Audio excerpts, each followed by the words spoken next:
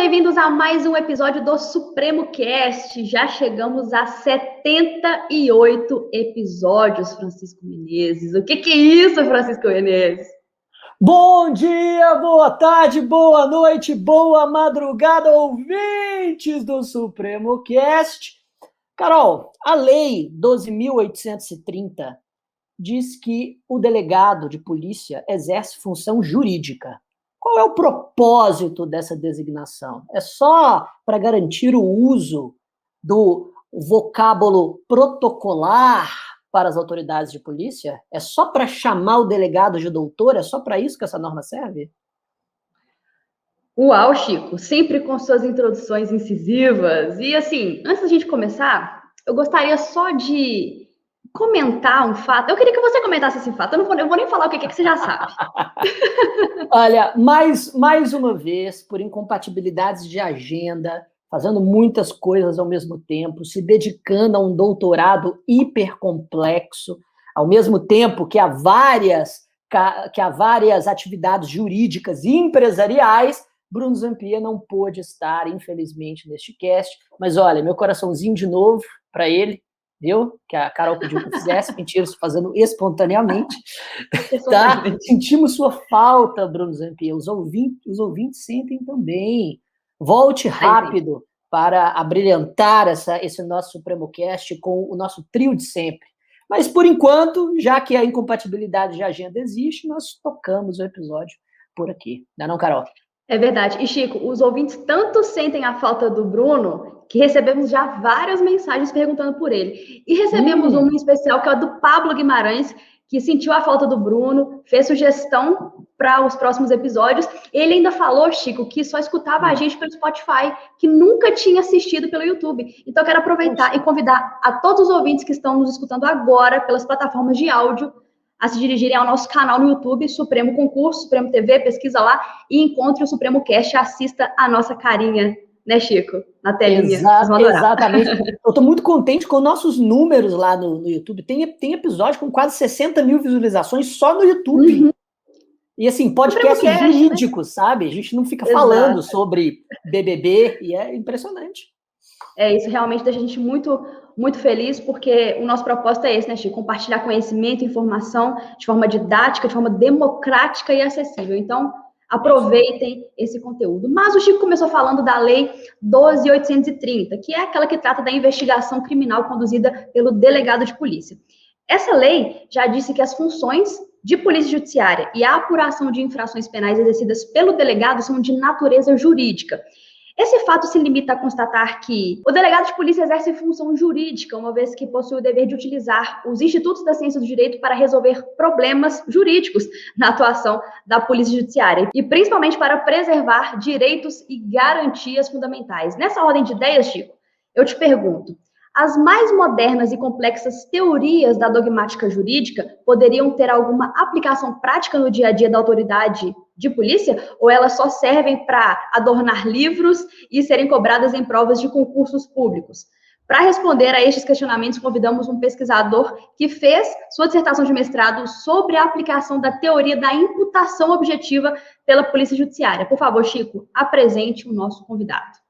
Vamos lá, o nosso convidado foi o meu colega de mestrado, foi um dos mais inteligentes das turmas que nós dividimos. Ele é atualmente doutorando e mestre em Direito Penal pela PUC Minas, é policial civil e professor da Academia de Polícia Civil de Minas Gerais e da pós-graduação do Instituto de Ensinos Jurídicos, além de professor e articulista do portal jurídico Bebendo Direito e coautor de livros jurídicos como Lei de Abuso de Autoridade, uma análise sob a ótica de agentes públicos e advogados, e a teoria da imputação objetiva e a sua aplicação pela polícia judiciária. Gleison, por favor, junte-se a nós na mesa.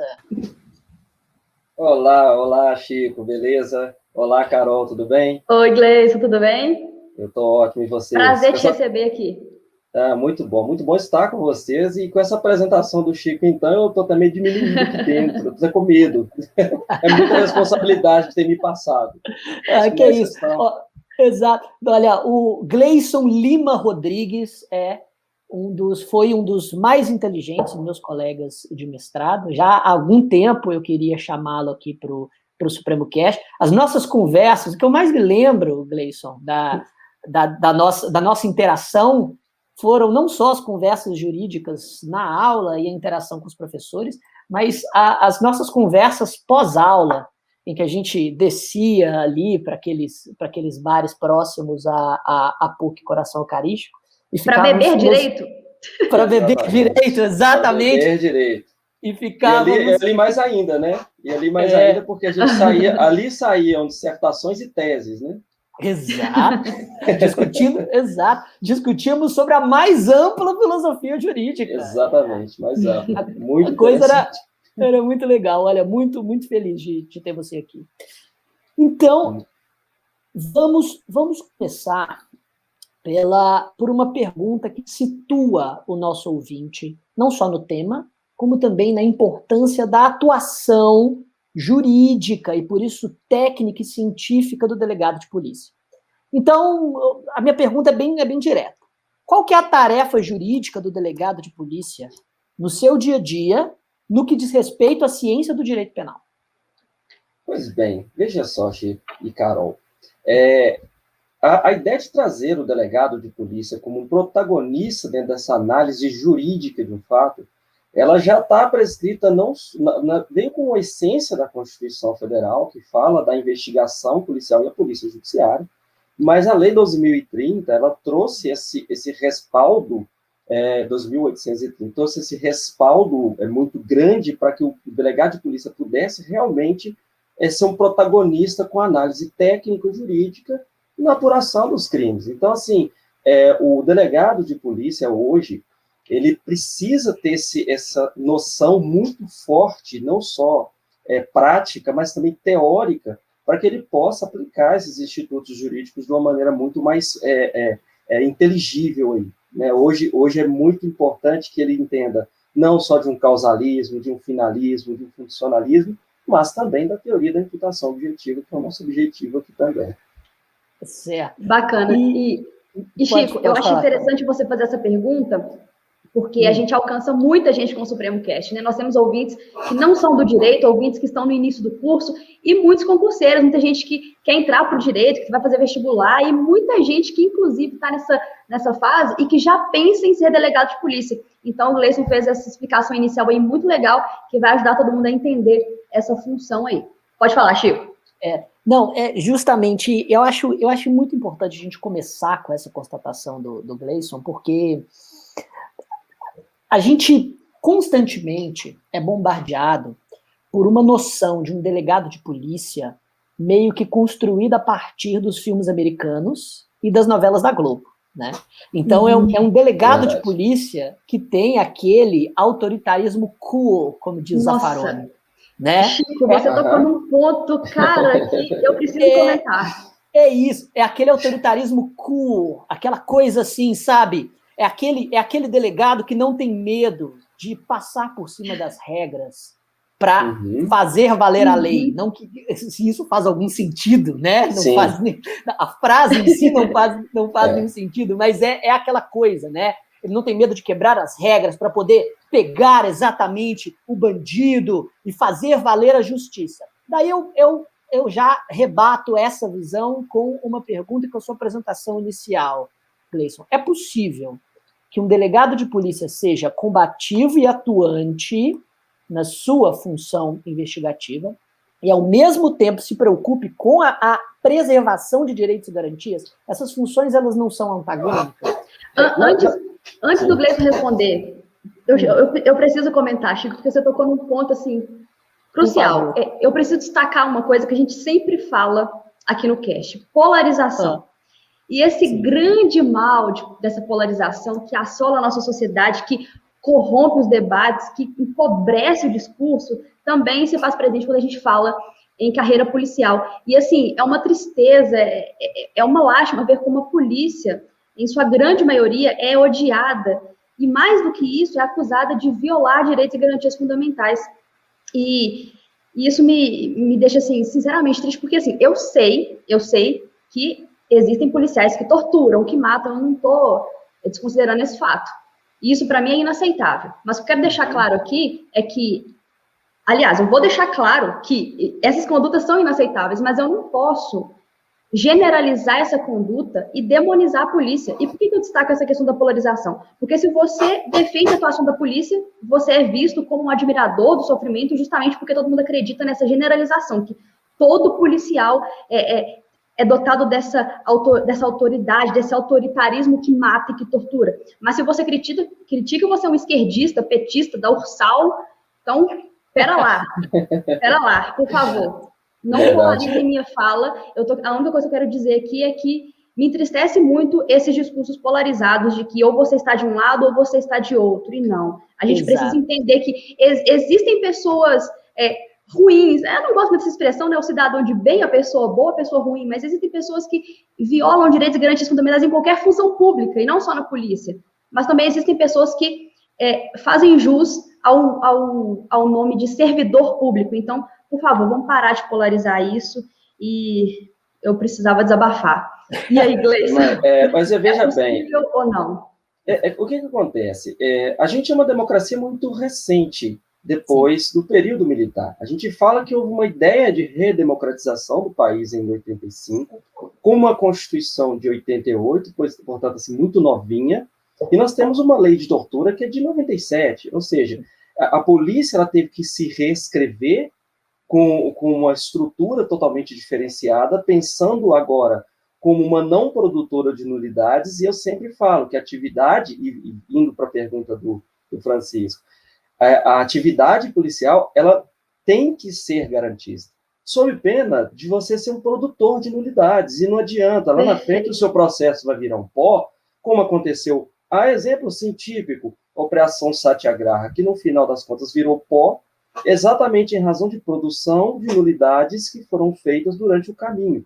Então, o delegado de polícia tem que ser combativo, tem que ser incisivo na sua atividade, é uma atividade que requer não só conhecimento teórico, eu sempre falo que a atividade policial ela é de conhecimento multidisciplinar.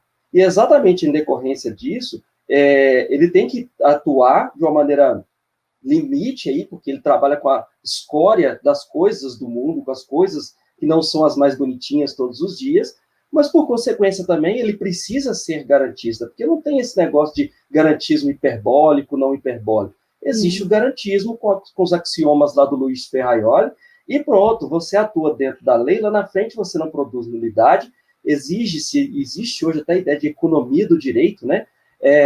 Se você produz todo aquilo que quer, todas aquelas investigações, perícias, e lá na frente produz uma nulidade, qualquer furtividade disso aí? Nenhuma. E eu estou gastando dinheiro público, porque eu torturei no meio do caminho, porque eu fiz uma interceptação telefônica que excedeu o prazo e continuou a ser ouvida a pessoa, e utilizo isso como prova. Eu vou lá e realmente eu pego pessoas e faço irregularidades dentro de um procedimento que já está previsto em lei, e lá no final das contas eu falo, eu fiz porque eu sou o policial. Eu falo, olha, que existe um policial que entendeu a Constituição Federal, ele pode ser antigo ou novo, ele entendeu, e ele vai entrar dentro desses pressupostos, e existe um policial que não vai entender desses pressupostos, infelizmente vai entender que a atividade policial, ela requer a agressividade, a tortura, e voltando a tempos de pelourinho. Né? Claro que a gente tem que sempre refletir sobre isso. Não é virar carrasco. Acho que essa ideia de ser um policial carrasco, o policial que faz esse tipo de coisa contra alguém, do tipo, olha, dá para você fazer isso para mim, dar um susto numa pessoa, falando assim, mas eu não sou fantasma. Porque se você tiver que dar susto em alguém, é complicado, né, você ficar pensando desse jeito, porque a atividade policial, que ela é pautada no garantismo, em que você observa todos os pressupostos, você não tem problema nenhum lá na frente, não tem lei de abuso de autoridade que venha incidir sobre você, não vai ter lei de tortura, e por isso requer, sim, um conhecimento jurídico também, para que você atue dentro da lei. E é exatamente sobre isso que a gente fala. Sim, delegado de polícia pode ser combativo, pode ser garantista, não tem problema nenhum. Ele só tem que entender aquilo que está sendo falado. Pronto, gente. Esclarecido agora? Não é? Não, e eu adoro essa perspectiva que o Gleison colocou, que é absolutamente pragmática, né? Veja como que uma discussão, acho que você foi muito preciso agora, como que essa discussão ela é uma discussão morta, inócua. Se um delegado de polícia não se preocupar com garantir direito ou com a garantia de direitos, tudo que ele produzir vai ser anulado e reputado ilícito lá na frente. Que utilidade ele trouxe para o processo penal, para o combate ao crime, para as finalidades, até mesmo punitivistas, que ele, de certa forma, deve instrumentalizar através da preservação de direitos. E mais, outro ponto no qual eu concordo plenamente, não existe não existe garantismo penal adjetivado, não existe garantismo penal integral, desnatado, como se fosse um laticínio, né? Uhum. Existe apenas um garantismo penal, que é o do Luigi Ferraioli, e ele construiu a sua tese, a sua teoria dogmática, a partir de uma dogmática principalmente constitucional, no qual prescreve um sistema de estrita legalidade construída com base em axiomas. E esses axiomas estão inseridos nas principais constituições democráticas, também na Constituição brasileira, nem sempre são cumpridos no nosso processo penal ou respeitados pelas nossas leis, mas o delegado, enquanto agente que exerce uma função constitucional, precisa, sim, fazer cumprir essas garantias, exatamente, seja para não produzir nulidades, seja para exercer uma atividade jurídica na condução do inquérito policial. E, aliás, na minha opinião, esta é a única razão pela qual um inquérito policial precisa ser tocado por um bacharel em direito. Para quê? Para ele fazer a subsunção do fato à norma? Não, para isso basta ser alfabetizado, né? Para saber se a conduta se está subsumida à norma penal, basta saber ler. O delegado de polícia tem que ser bacharel em direito para preservar direitos. Você falou uma coisa aí que eu falei exatamente num dos trechos da minha dissertação. Eu falo que não existe uma conduta robotizada, que se for para ser um mecanismo de chancela, você pode colocar qualquer pessoa que consiga ler, entrega o sujeito que está sendo conduzido por uma máquina, né? Essa máquina ele passa como se fosse um recibo saindo dela, ele pega o recibo e continua o seu trabalho. Se for para ser isso, você não precisa pensar em direito. Para pensar em direito, para preservar garantias, para se pensar em princípio de significância, para se pensar em institutos que eu posso falar, olha, o delegado pode atuar até aqui, será que ele poderia liberar pessoas em determinadas circunstâncias? Um dos casos, por exemplo, seria a aplicação de interpretação objetiva. Se ele está dentro desse sistema e se coloca como esse sujeito da atividade jurídica, ele está perfeitamente adequado. Por isso, igual você acabou de falar, Chico, por isso que ele não é uma mera pessoa que não tenha bacharelado em direito. Que aí justifica esse aprofundar em teorias, entender, para que ele não seja só essa mesma pessoa comum. Eu não estou dizendo que não tenha os seus papéis. Eu estou dizendo que para esse tipo de atividade em que você cerceia liberdades, porque eu entendo que em alguns momentos, especialmente numa prisão em flagrante delito, o delegado ele atua decidindo, como se fosse quase um longa-manos de um juiz. Ele decide sobre a liberdade de alguém naquele momento. Você vai embora, você não vai. Isso é uma análise jurídica. E é muito sério falar de uma pessoa com 1 hora dentro de cadeia se não tiver os pressupostos todos assim, bem desenhados ali dentro. É muito fácil nos olhos do outro, mas se for no de alguém nosso querido ou da gente mesmo, acredito que nem 10 minutos a gente gostaria de suportar esse tipo de cárcere. Exatamente. Pode falar, Carol. E, Gleison, para a gente começar a caminhar já, né, estabelecido esse panorama aí da atividade policial, começar a caminhar para teoria da imputação objetiva, eu queria te perguntar um pouquinho sobre o nexo de causalidade. Uhum. Vamos começar com alguns pressupostos teóricos. Como que o nosso Código Penal trata do nexo de causalidade? Quais são as teorias presentes no direito positivo? Faz um panorama para a gente sobre esse nexo. E eu queria te perguntar mais uma coisinha, aproveitando essa deixa aqui.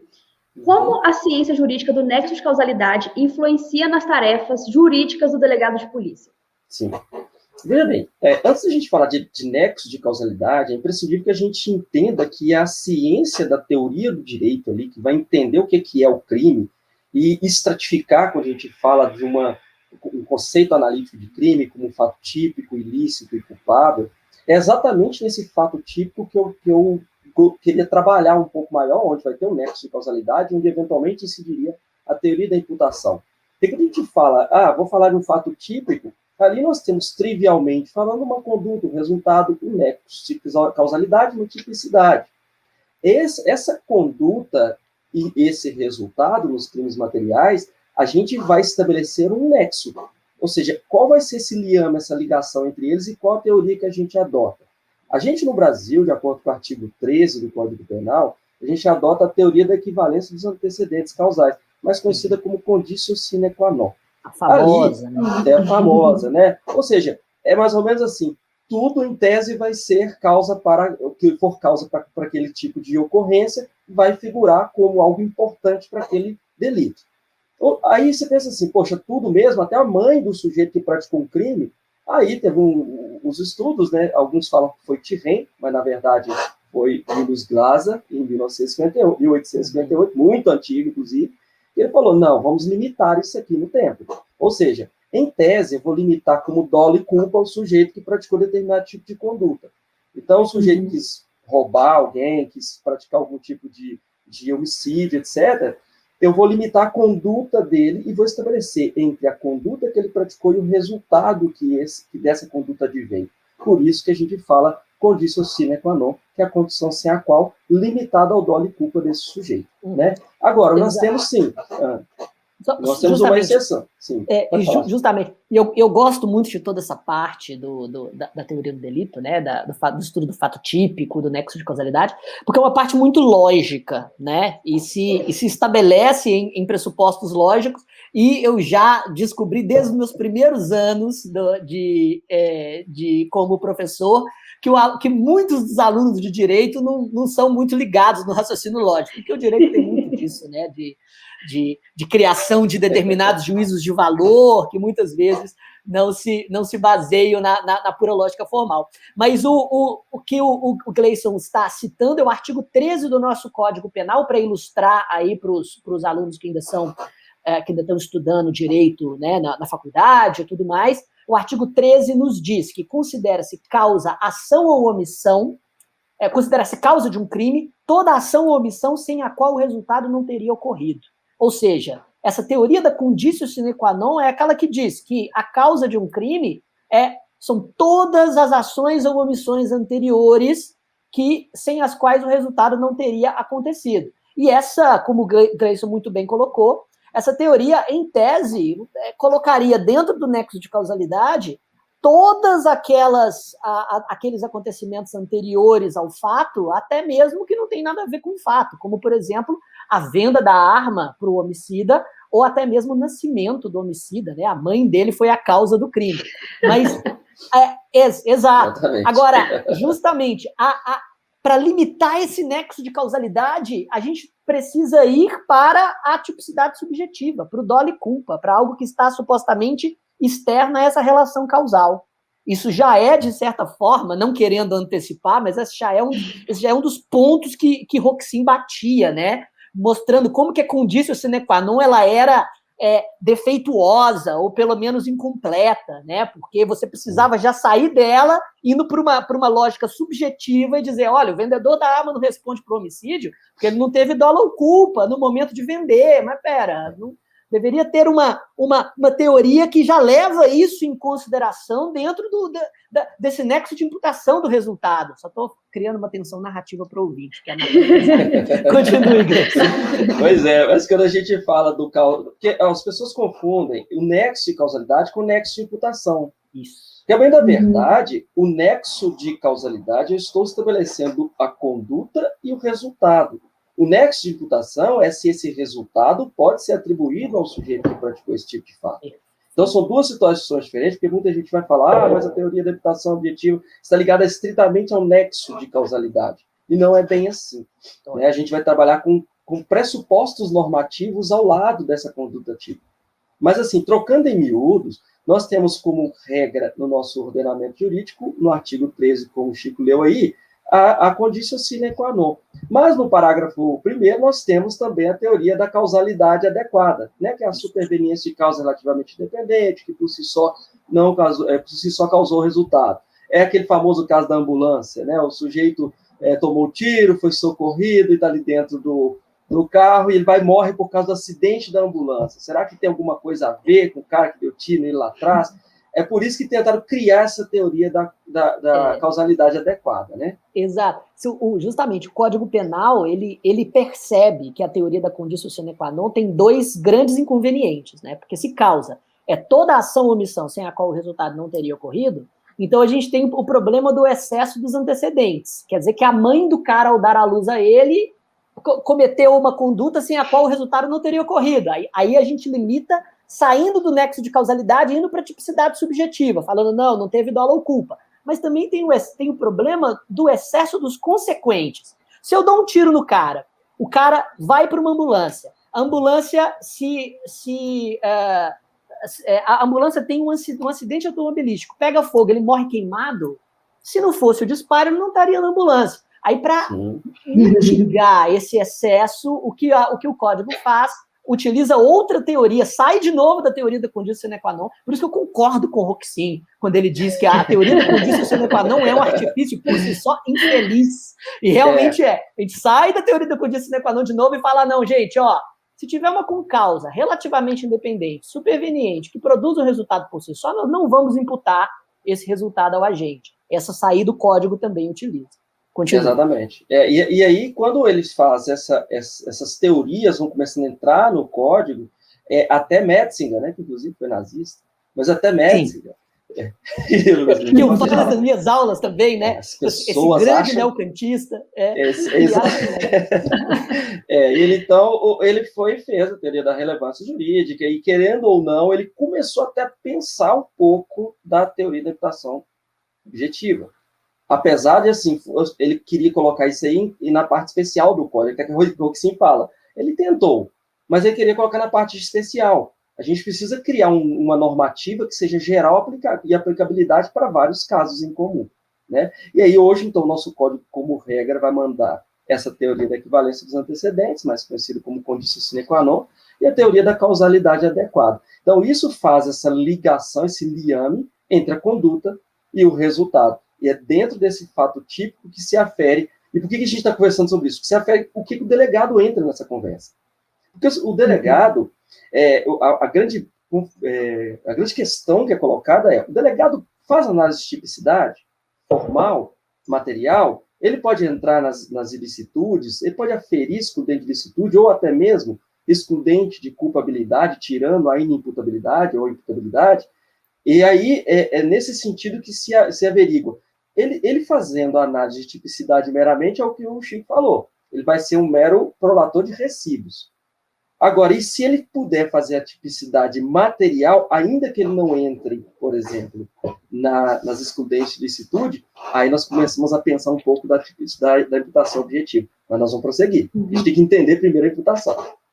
Então, vamos aproveitar esse momento, então, porque eu tenho certeza que os nossos ouvintes querem saber. Porque, assim, eu me lembro aqui do tempo da faculdade, né? Os professores falavam teoria da imputação objetiva, todo mundo, tá entendendo tudo, mas ninguém entendia nada. Ninguém tá entendendo nada do que tá acontecendo. Eu adoro a sinceridade da Carol. A pessoa começa estudando o homicídio e acha maravilhoso. Aí vem para roubo, acha maravilhoso. Fiz, agora eu vou estudar um pouco do negócio de imputação. Falei assim, não, melhor de direito civil. Eu não estou querendo continuar. Eu apaixonei por essa matéria, mas isso não vai rolar. Pois é, a teoria da imputação objetiva, na verdade, ela é mais complexa mesmo. Mas dá para simplificar quando a gente parte dos elementos do fato típico.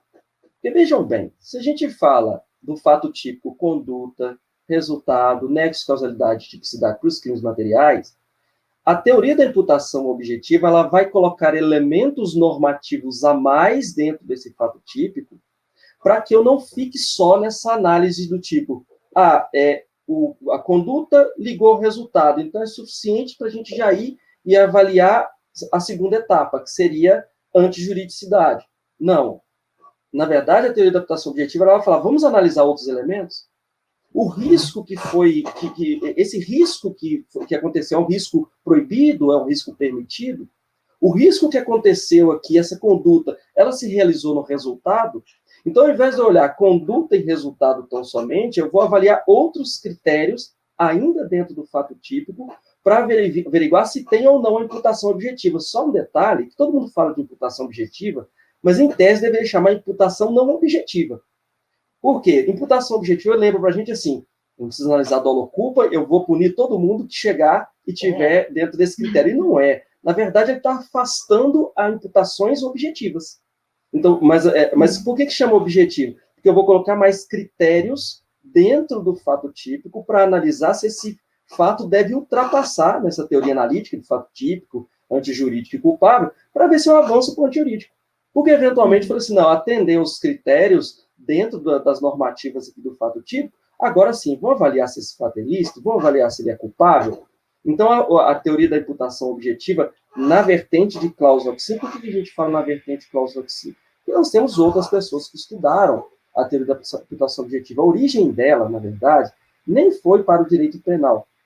Em 1927, Karl Lawrence, ele fez uma obra que foi a teoria da imputação em Hegel, e o conceito de imputação, da teoria da imputação objetiva, mas não era ligado ao direito penal.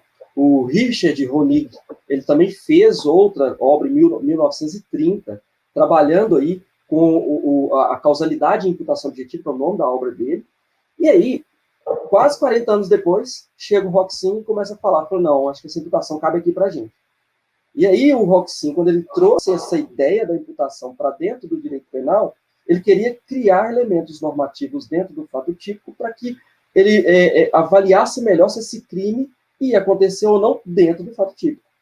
Bacana? Então, essa ideia da imputação objetiva. Aí vamos falar, tem o Jacobs, que é o Gunther Jacobs, que é um alemão também, lembrando que Roxin é alemão, que é o Klaus Roxin. Por um instante eu achei que você ia falar que é um outro nazista. Não é, gente, brincadeira. Não.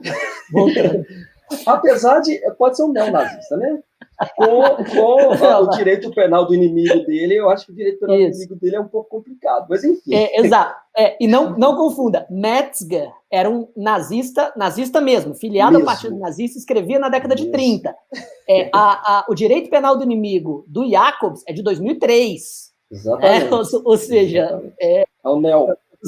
Vocês verem que algumas coisas estão muito próximas da gente, né? Talvez a Alemanha, algumas coisas coincidam, né? Mas tudo bem. Mas eu reconheço que Jacobs é um grande autor, é um grande pensador. Grande autor. Eu acho que ele só deu uma escorregada no final, mas tudo bem. O Jacobs, ele fez também a teoria da imputação objetiva, mas com a vertente diferenciada do Klaus Roxin. O Klaus Roxin pensava no bem jurídico, pensava na política criminal, mas o Gunther Jacobs, ele se baseava na filosofia, na sociologia de Niklas Luhmann, que falava dos sistemas. Então, Gunther Jacobs pensava mais ou menos assim, sujeito praticou um crime, ele deve ser punido para manutenção do sistema. E ele era tão preciso em algumas coisas que tomava até uma questão radical. Se você vai ali na padaria e o sujeito vai comprar um pão e você vai envenenar sua esposa, mas o padeiro te vende um pão, sabendo que você vai envenenar a sua esposa, ele vai falar assim, o papel do padeiro é vender pão. O papel do padeiro não é praticar crimes e saber que você está envenenando o pão. Ou seja, quando o Jacobs veio, ele era de um tipo de a gente chama de funcionalismo radical, apesar de ser um grande autor, mas é um funcionalismo radical que pensa no sistema. O sistema tem que estar andando. Então, por isso que habilita ele ter escrito depois o direito penal do inimigo. Excelente sua exposição, seu poder de síntese. Podemos dizer, recortei aqui uma frase do Roxin traduzida pelo Luiz Greco, que eu acho que vai ajudar o nosso ouvinte a compreender o que exatamente é a teoria da imputação objetiva. Veja como que Roxin, e relendo Roxin até para estudar o tema para o cast, eu relembrei como que ele é didático, né? Como que a gente pensa, nossa, esses grandes autores são herméticos, são super complexos, alguns são mesmo, mas muitos deles, não, isso aqui deixa de muito direito esquematizado no chinelo de tão didático que é. E ele diz, olha, o que é a teoria da imputação objetiva? Consiste em um conjunto de pressupostos jurídicos normativos que condicionam a relação de imputação, ou seja, de atribuição de um resultado jurídico a um determinado comportamento humano. Exatamente. É isso. Ô, Chico, diga. E tem mais uma, de um livro que eu vou indicar depois na Dica Suprema, que é do Luiz Greco, inclusive, que traduz, né? O conteúdo básico da teoria da imputação objetiva pode ser resumido numa única ideia. A imputação objetiva enuncia o conjunto de pressupostos genéricos que fazem de causação uma causação objetivamente típica. Exatamente. Por isso que se colocam pressupostos normativos dentro do fato típico. Aí você facilita para ver. Exatamente. Normativos no sentido de valorativos, né? Que precisam ser valorados conforme a ordem jurídica e o caso concreto pelo aplicador do direito. Eu falei que a Carol estava estudando teoria do crime para esta... Viu só? Claro. Não ia perder oportunidade. Pois é. Então, é nesse pressuposto que a gente olha que o Clausoxin, que tem uma certa resistência, porque eles falam que a aplicação de teoria da adaptação objetiva é casuística e etc. Mas quando você começa a estudar um pouco mais a fundo, você percebe que ela tem uma ampla aplicabilidade e com base no garantismo. Tanto é assim que eu não posso utilizar os pressupostos, assim, a meu ver, da adaptação objetiva, que tem uma largueza conceitual maior, que ele tem uma barra na legalidade. Eu tenho a legalidade para segurar a imputação objetiva. Então, assim, eu tenho... por isso que eu vejo que a imputação objetiva ela é muito mais garantista, muito mais protetiva do que qualquer outra coisa. Hoje, por exemplo, se discute a princípio da insignificância, a gente sabe que ele vai excluir a tipicidade por não ferir o bem jurídico. Isso foi inventado por Clausoxin. Sim. Ele falou. E ele não falou só disso. Se você for utilizar a própria imputação objetiva, se eu não tenho uma relevância jurídica deste fato, eu não tenho risco afrontado, então eu posso eliminar esse fato pelo fato típico mesmo. Ou seja, eu já resolvo essa situação no fato típico, esse cara não vai para ilícito e não vai para o culpável. E aí a pergunta o delegado pode fazer isso? Esse é o ponto... Essa é a questão. Exato, esse é o ponto do nosso cast, E antes de ir especificamente para a ação do delegado e até para o desenvolvimento um pouco mais detido desses pressupostos da imputação objetiva, aí para o nosso ouvinte viajar um pouco na nossa filosofia, e só porque eu não resisto de falar essas coisas, porque isso é lindo demais. Dogmática jurídico-penal, de funcionalismo de Roxin, isso é lindo demais. Isso é Beethoven compondo a 9ª Sinfonia em tempo real, enquanto Michelangelo pinta a Capela Sistina. Gente, o Chiquinho tá vermelho. É isso. O Chiquinho tá da cor do meu batom. De tão feliz, tá tão emocionado. Isso é lindo demais, demais. Isso é arte. Mas, enfim, veja bem, e o que o Gleison colocou muito bem nesse poder de síntese que ele tem, e até diferenciando a imputação objetiva do Roxin para o Jacobs, ele disse justamente que o Roxin tem essa pegada, esse propósito político-criminal. E até corrija-me se você discordar do que eu vou dizer agora, Gleison. Mas muito se fala, até em apostilas de preparação para concurso e tudo mais, que o funcionalismo de Roxin tenta reaproximar o direito penal enquanto ciência jurídica, enquanto dogmática, da política criminal. E normalmente jogam isso ali, e sem nem explicar como se aproximar. Mas vejam, quando você filtra o nexo de imputação através de pressupostos normativos, que são pressupostos ligados à proteção do bem jurídico, que é a função do direito penal, você faz com que a política criminal seja trazida para dentro do estudo da teoria do crime, para dentro dos pressupostos que constrói o próprio conceito de delito. Exatamente. E ele faz isso através da ciência do direito. É um gênio. Gênio vivo. E o gênio vivo, né? E um gênio vivo, exato. Cara, é arte. Roxin é arte. É fantástico. Enfim, eu sinto que até mesmo as pessoas são um pouco resistentes ao Clausoxin, até autores consagrados. Por exemplo, você pega o Zaffaroni, que é um super autor. Ele é finalista, mas ele já chegou a falar sobre o Clausoxin, mas só falou que a teoria é insegura. Então, assim, o porquê? Porque tem uns pressupostos mais abertos para interpretação. né? E aí o temor e se esses pressupostos forem utilizados por lado, vamos dizer assim, do mal?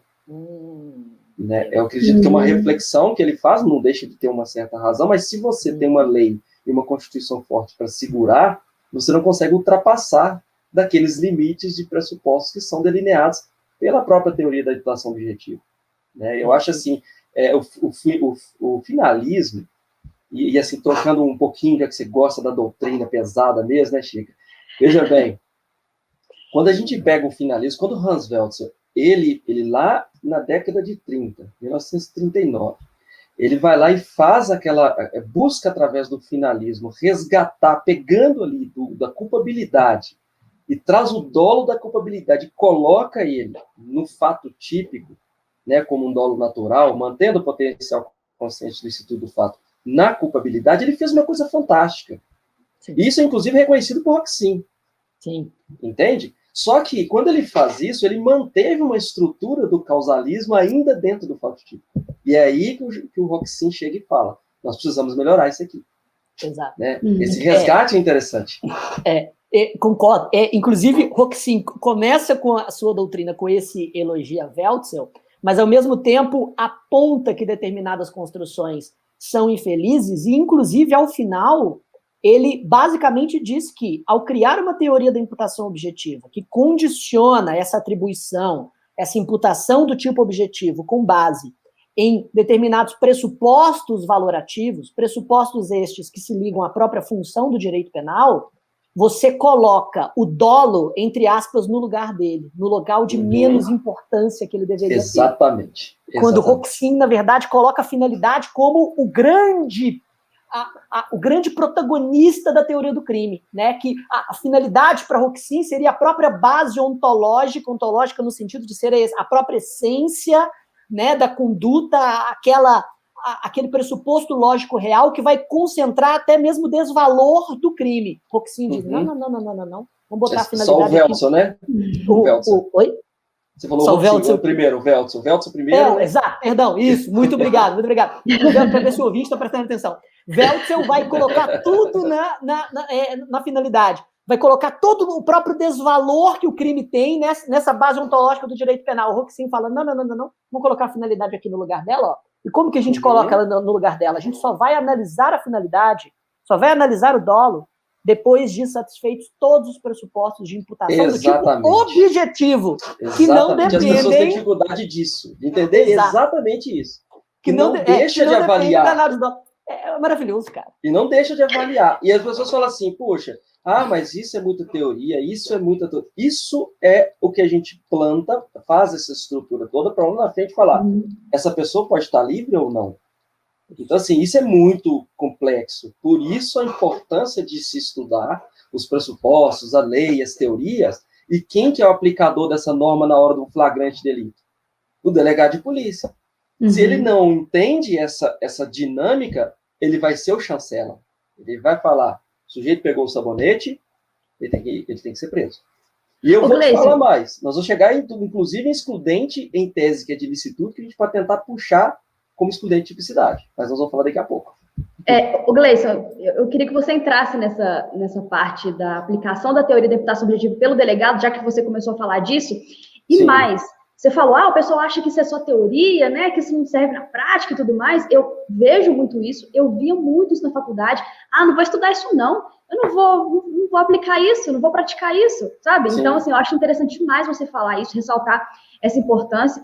E, emendando uma pergunta na outra, né, já que eu te perguntei como que funciona a aplicação pelo delegado de polícia, essa teoria já foi aplicada em casos no Brasil? Temos algum caso emblemático aí para citar, para explicar para a nossa audiência? Conta para gente. Veja só. Então, acho que seria legal se a gente justamente começasse, pelo menos, resumindo esses critérios de imputação segundo Roxin, para que eles sirvam como base, né, das nossas ilustrações. Né? Então, quais são esses pressupostos que têm que ser satisfeitos para que eu possa imputar o resultado a alguém, para que eu possa imputar um tipo objetivo a alguém, porque é isso que é a teoria da imputação objetiva. Né? Exatamente. O que a gente tem? A gente não tem 1, 2, e inclusive tem uma abertura de pressupostos. Exatamente a teoria da imputação objetiva vai trazer isso, mas como mais emblemático, alguns falam em 4, mas os principais são 2, que é a criação de um risco né, não permitido e a realização desse risco no resultado. Isso vai estar ao lado da conduta, resultado, nexo de causalidade, tipicidade, mais criação do risco não permitido e realização desse risco no resultado. E dentro dessa criação do risco permitido, proibido, dentro dele, a gente pode interpretar e fazer sair, por exemplo, se tem princípio de insignificância ou não, se tem excludente de licitude ou não, e aí, se for satisfeito dentro desses pressupostos, a gente consegue eliminar a tipicidade ad início. Já te digo que, quando a gente fala de teoria da adaptação objetiva, a gente está falando de teoria garantista. Com uma teoria garantista, eu estou falando de prisão, cada vez mais prisão, não, até porque parece que nós, não sei se é do Brasil só, mas a gente tem um fogo pela prisão, né? E assim, e a gente, para ter prisão de alguém, não é uma coisa normal. Você está segregando aquela pessoa. Por isso que eu tenho que observar pressupostos. E vários dos pressupostos. E a grande pergunta é, o delegado ele pode aplicar isso ou não pode aplicar isso na questão concreta? Onde se aplica isso? Observados esses pressupostos, até alguns pressupostos até de Jacobs, por exemplo, ele fala do princípio da confiança, que o STF já até utilizou, que são pressupostos, você vê que é até bem aberto. A teoria de interpretação objetiva, ela permite que você observe alguns critérios que são abertos para que você incida no resultado, né? E eu acho que é isso que é o caminho que a gente estabelece. Exato. Exatamente. O Roquecim justamente fala, primeiro, para que você diga que determinado resultado pode ser imputado a alguém, essa pessoa precisa criar um risco proibido, um risco proibido e relevante ao bem jurídico. Exatamente. E nesse contexto, então, se o risco que ela cria é permitido pela ordem jurídica, eu acho que é esse... Não tem crime. Não tem crime. E não tem crime porque não tem sequer nexo de imputação. Mas foi a conduta dela que causou o resultado. Não. A gente vai superar, ou pelo menos complementar essa causalidade né, material. Não foi falado, mas eu vou dar um exemplo. Sim. Estrito cumprimento do dever legal. Estrito cumprimento do dever legal é uma norma, uma excludente de ilicitude pelo Código Penal cogente. Você deve fazer estrito cumprimento do dever legal. Isso é um risco permitido? É a grande questão. Se for um risco permitido, porque é algo que é obrigado pela norma, é como se fosse a tipicidade conglobante da Farone ali. Se é um risco que é permitido, será que não deveria analisar isso no fato típico? Não é? Sabe, o estrito cumprimento de dever legal, que é algo que é fomentado pelo direito.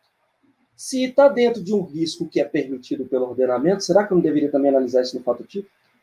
Não é verdade? Então, entendeu? Exatamente. Veja que eu tiro uma coisa do estudante de licitude, puxo ela para tipicidade e o grande segredo. Toda vez que alguém fala assim, o delegado só faz análise de tipicidade, pois bem, estou utilizando a teoria da adaptação objetiva e isso é análise de tipicidade. Esse é o ponto fundamental na teoria da imputação objetiva dentro da atuação do delegado de polícia. Exatamente. Porque até as forças mais conservadoras admitem que o delegado analisa a tipicidade. Pois bem, sim, a teoria da imputação objetiva chama para o fato típico todos esses critérios normativos relacionados à criação de um risco proibido e à realização deste risco no resultado, o que o delegado de polícia poderia perfeitamente observar, já trazendo várias análises relevantes para a função. E outra coisa, por exemplo, se um delegado de polícia, vamos supor que ele é adepto à teoria dos elementos negativos do tipo. Todas as excludentes vão estar onde? Na tipicidade. Na tipicidade. E ele vai falar, eu faço análise de fato típico, só que eu sou adepto da teoria dos elementos negativos do tipo. No caso aqui, nós estamos falando de imputação objetiva. Mas vejam bem que se toda vez que eu conseguir atrair e não levar lá para a excludente de licitude, eu coloco ela dentro do fato típico, eu permito, aí, a base da minha pesquisa, eu permito que o delegado de polícia possa atuar dentro do fato típico, embora eu acredite, pessoalmente, que pode fazer análise de excludente de licitude, pode fazer análise de excludente de culpabilidade, que aqui é outro parâmetro, exceto de culpabilidade.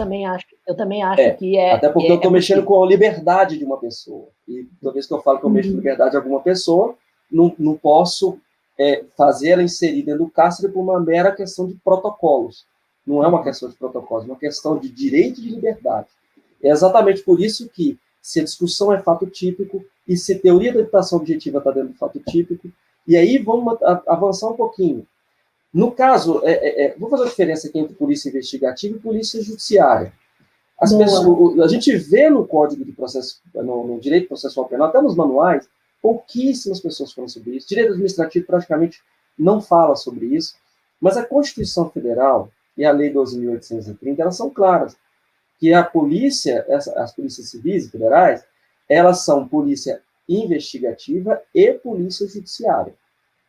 Polícia investigativa e polícia judiciária. O judiciário fazendo procedimentos para o Poder Judiciário, por exemplo, o primeiro mandado de prisão, mandado de busca e apreensão, e a polícia investigativa, que é a Lei 12.830, vai falar expressamente, apurar a autoria, materialidade e circunstâncias de um fato. E aí vai ter a análise jurídica desse fato. O que chama a atenção? Quando eu falo de polícia investigativa e judiciária, a grande questão é, quando o delegado de polícia está ali sentado na mesa dele, recebendo auto de prisão em flagrante, ele é polícia investigativa ou polícia judiciária? Porque, em tese, ele não está investigando. Avalie bem que ele está ali chancelando aqueles fatos, como análise jurídica dele. E também não está necessariamente fazendo algo para o judiciário, mas parece que é um longa-manos do judiciário aí. E se ele for um longa-manos do judiciário, não estaria muito mais habilitado a exercer esse poder decisório de libertar ou não libertar uma pessoa, valendo-se da teoria da habitação objetiva? E é aí que mora a pesquisa.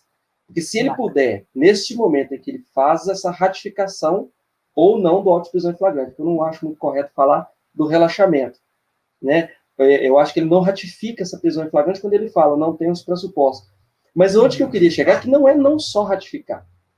A gente tem duas expressões que eu gosto muito, que é streptio iudicio, o streptio iudicio e o streptus investigationis. Você, toda vez que vai para uma investigação, você arranha a imagem dessa pessoa. Querendo ou não, a pessoa que está sendo investigada, ela vai ter seu nome figurando em determinado tipo de rol, ainda que não seja rol de culpados, mas ela vai, eventualmente, pode ser presa e etc. e tal.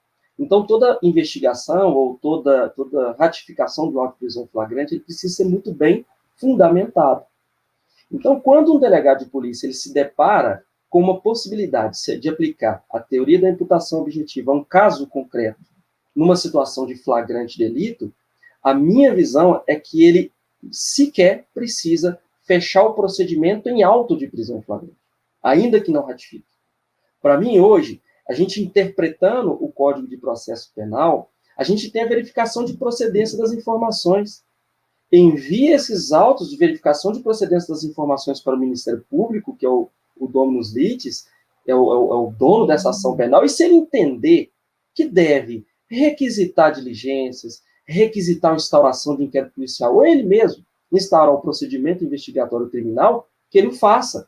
Mas antes que a gente lance essa pessoa no rol de lista de pessoas que já estão cadastradas pela polícia, antes que se instaure um inquérito que, para arquivar, pelo menos no modelo de hoje, já mudamos com o pacote anticrime, mas está suspenso por causa da ADI lá, né?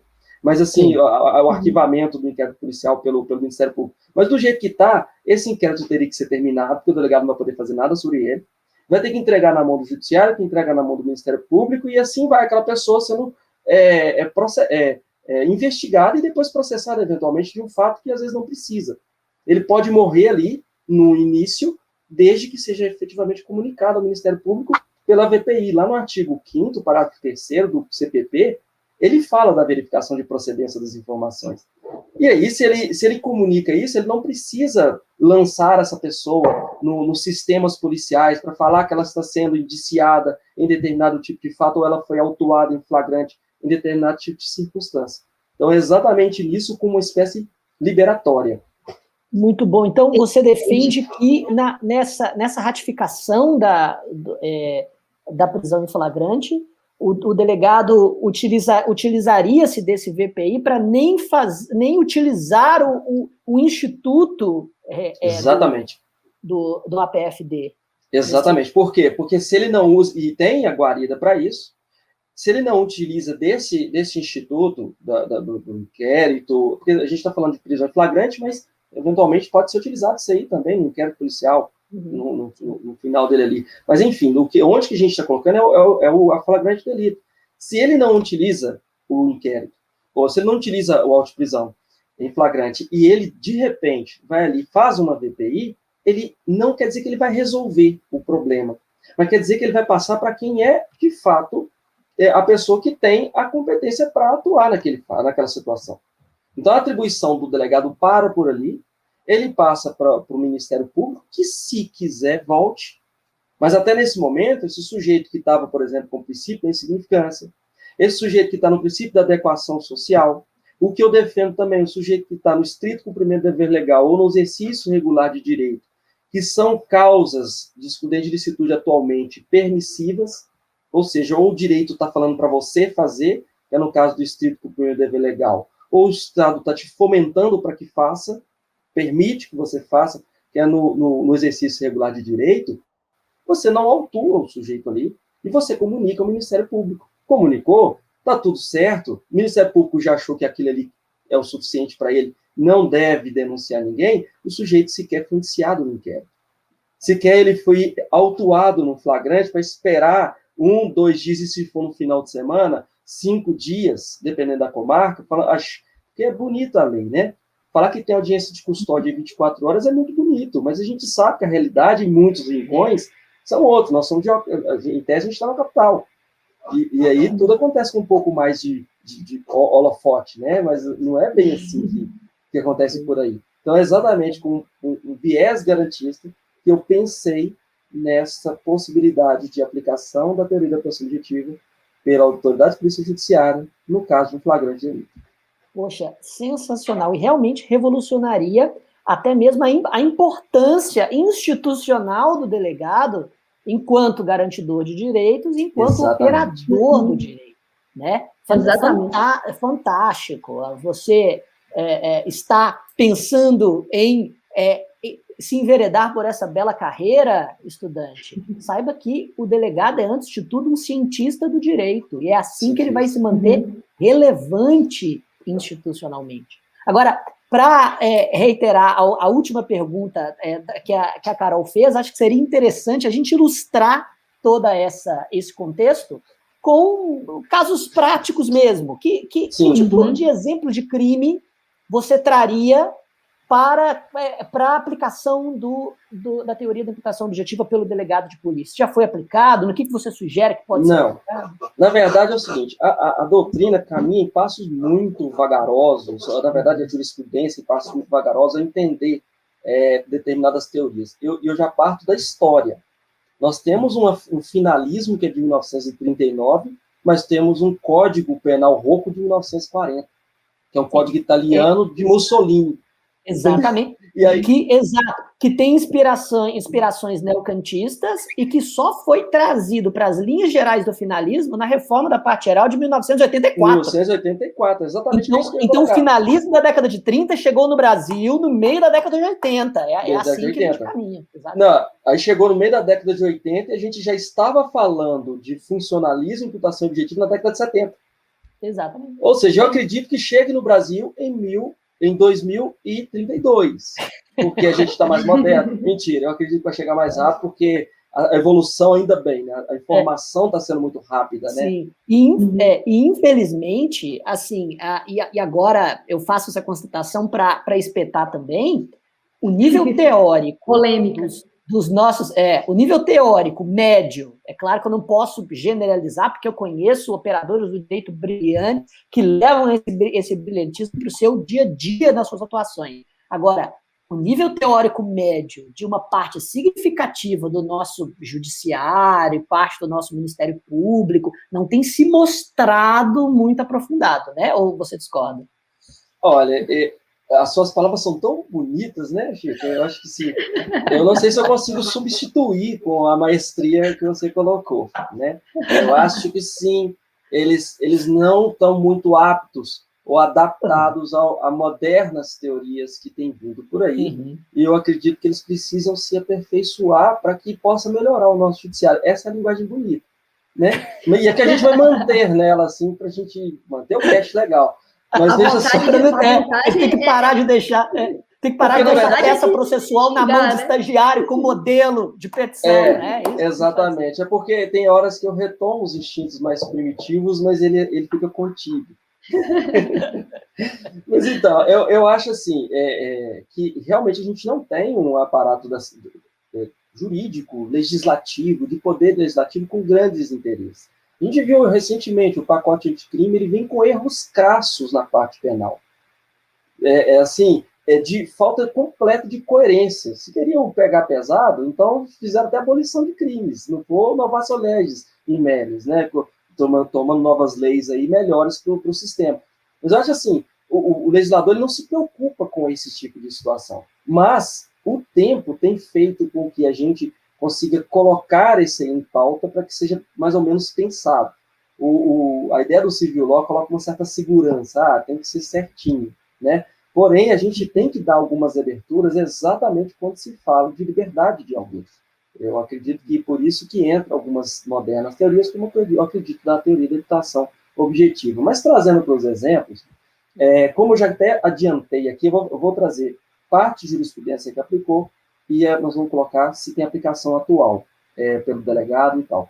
Não vi nenhuma aplicação por delegado ainda. Acredito assim que um apego ao certo formalismo, e também eu até entendo, porque onde que a corda vai arrebentar para o lado mais fácil. Você aplicou incorreto, você pode responder eventualmente por uma prevaricação. Então, assim, é interessante você saber onde trabalha, qual a comarca que se entenda sobre isso, para que a pessoa possa falar que, olha, excelência, delegado, o juiz, promotor, já ouviram falar nisso aqui? E concordam com isso, porque esse diálogo, para mim, é essencial, tem que acontecer. Porque se acontece, você facilita essa possibilidade de se aplicar questões novas com fundamentação concreta e aceitação do Poder Judiciário. Então, para delegado, eu nunca vi, francamente nunca vi, mas acho plenamente possível, em casos, por exemplo, de princípio da insignificância, adequação social, e essas excludentes, chamadas de excludentes de ilicitude, que para mim pode ser um excludente de tipicidade, de estrito cumprimento do dever legal, exercício regular de direito, e todos aqueles fatos em que os pressupostos normativos dentro do fato típico vão permitir que o delegado faça esse tipo de análise. Porque, assim, são vários casos em que você pode pensar, poxa, será que o delegado, nesse caso, ele pode avaliar se isso está dentro da norma, se esse risco é ou não permitido? Se ele puder avaliar se esse risco é ou não permitido, se esse risco se realizou no resultado, aí sim ele poderia atuar. E eu vou trazer dois casos, um que foi julgado no STJ e um do Tribunal de Justiça de Minas. Eu não sei se vocês lembram de uns estudantes de medicina da USP e que jogaram um colega dentro da piscina e o colega afogou. Eu ia trazer esse caso. Pois é. Esse caso foi emblemático porque o STJ determinou o trancamento da ação penal, da ação penal na época, exatamente com fundamento na teoria da imputação objetiva, falando que houve ali uma autocolocação da vítima naquela situação. E exatamente por não ter uma autocolocação e o risco não era proibido para os organizadores da festa, então não poderia imputar a eles esse tipo de responsabilidade. E isso foi referendado, no final das contas, pelo STF. Tá? Isso foi em 2006. Exatamente. E e ventilaram até mesmo justamente essa situação de risco normal, né? Essa autocolocação da vítima em risco, e falaram até no princípio da confiança. Exatamente. Né? Pegaram puxando o Jacobs ali. Enviaram até o Jacobs, que são justamente aqueles critérios e princípios que compõem esses critérios normativos que condicionam a imputação deste resultado ao seu suposto causador. E é interessante, assim, eu não sei se eu concordo com o pressuposto, né, de que eles falaram, olha, os organizadores da festa não podem responder, uma vez que confiavam no fato de que todos que estavam ali respeitariam a lei e não abusariam de drogas ilícitas. Eu achei meio ingênuo o STJ. Eu achei que eles foram criativos, talvez. Eles foram criativos. Agora, pode falar. Mas a absolvição pela teoria da imputação objetiva foi completamente técnica. Foi. E outra coisa que aconteceu foi em 2019, aqui em Minas Gerais, em uma pessoa que estava dirigindo um veículo sem habilitação e estava com a velocidade acima do limite. Porém, uma vítima veio de inopino e foi na frente do carro. E o Tribunal de Justiça de Minas entendeu que ali houve uma autocolocação da vítima nessa situação, e ele não tinha. O risco ali era um risco que estava permitido. Porque por mais que ele tivesse. Aliás, o risco dele não era permitido, mas o risco não se realizou no resultado. Essa foi a conclusão. O risco seu não é permitido, mas ele não se realizou no resultado, porque nesse meio do caminho houve essa mulher que de inopina apareceu na sua frente, então ela se colocou nessa própria condição. Aplicou também a teoria da habitação objetiva em 2019, aqui em Minas. Então vejamos que é algo que tem começado a ser ventilado, é algo que talvez venha a ser espalhado, e o judiciário aplicando, e onde que eu puxo para você, mas até chegar no delegado, se o judiciário aplica, e eu defendo que no momento do flagrante delito, esse delegado de polícia é quase um longa-manos do juiz, porque ele decide sobre a liberdade de alguém, é porque ele também pode aplicar a teoria da habitação objetiva nesse caso concreto. E, claro, comunica o Ministério Público através de verificação de procedência das informações, e ele é o fiscal da lei, ele é o dono daquele procedimento. Muito bom. Excelente. E muito legal, Chico, a gente entender essa parte prática, né? Porque, como a gente estava falando no início, muita gente às vezes não consegue enxergar essa teoria aplicada nos dias atuais, né? Pensa assim, é coisa teórica, assim, não vou estudar isso, não vai ser aplicado nunca. E muito interessante essa teoria do Gleison, porque, como ele falou, essa aplicação pelo delegado de polícia pode até qualificar a atuação dele e isso fazer com que o sistema seja melhorado, né? A questão qual é o papel do delegado de polícia? Ele lá, não é só na lei, mas está falando expressamente na lei que é um cargo jurídico. A análise fala na lei 12.830, técnica jurídica. Se quer qualificar esse delegado cada vez mais, a gente sabe como é que está entrando com uma qualificação técnica maior, isso tem que ser mantido e tem que se tornar realidade. Para se tornar realidade, ele tem que estudar muito para aprofundar os conceitos, não ficar só na chancela. Porque no momento que ele começa a usar, ele não vai flagrar um sujeito com sabonete e possivelmente ele não vai flagrar um sujeito que está no exercício regular de direito. Sim. Ele vai comunicar. Sim. E isso fortalece a própria reivindicação institucional do delegado de polícia por autonomia funcional. O que Exatamente. Nós, inclusive, aqui no Supremo Cast, várias vezes já defendemos. Não sei se você é partidário dessa ideia, de que o delegado ele precisa ter a maior autonomia funcional justamente para aplicar, por exemplo, a teoria da habitação objetiva. Exatamente. Para não responder por prevaricação, porque tentou utilizar a ciência do direito para preservar garantias, que, pois, essa é a função do delegado de polícia. Exatamente. E não vai, já fica à mercê do executivo, né? Então não precisa ficar à mercê de outras coisas, né? O importante é que tem essa possibilidade de aplicar e com viés garantista. Lá da primeira pergunta, dá para ser combativo e ser garantista? Perfeitamente. Porque senão você é só mais um que produz nulidades. E acho que esse não é nenhum papel para a gente gastar nosso dinheiro público com esse tipo de procedimento infrutífero. Né? Combater o crime, esse é o papel da polícia. Mas combater com lisura, com respeito às normas, respeito às pessoas. Né? Eu vi uma vez uma questão que ilustra muito bem. E uma pessoa estava com uma série americana, e o sujeito correndo atrás dele, foi até ao vivo mesmo, aconteceu esse fato. Ele correndo atrás de uma pessoa, e esse policial cai. Ele escalava um pouco do braço, assim, levanta, consegue correr mais um pouco e pega esse sujeito. Chega a repórter e pergunta para ele, falou assim, não dá vontade de você pegar e bater nesse sujeito, não? Ele só olhou e falou assim, mas o bandido é ele, não sou eu. Nossa. Então, esse é o papel. Qual é o seu papel? O meu papel, tirando o papel de Arcos, tá? O meu papel, o papel do policial e o papel do delegado nessa hora é ele cumprir a lei e preservar garantias, fazendo segurança pública. Acho que esse é o caminho.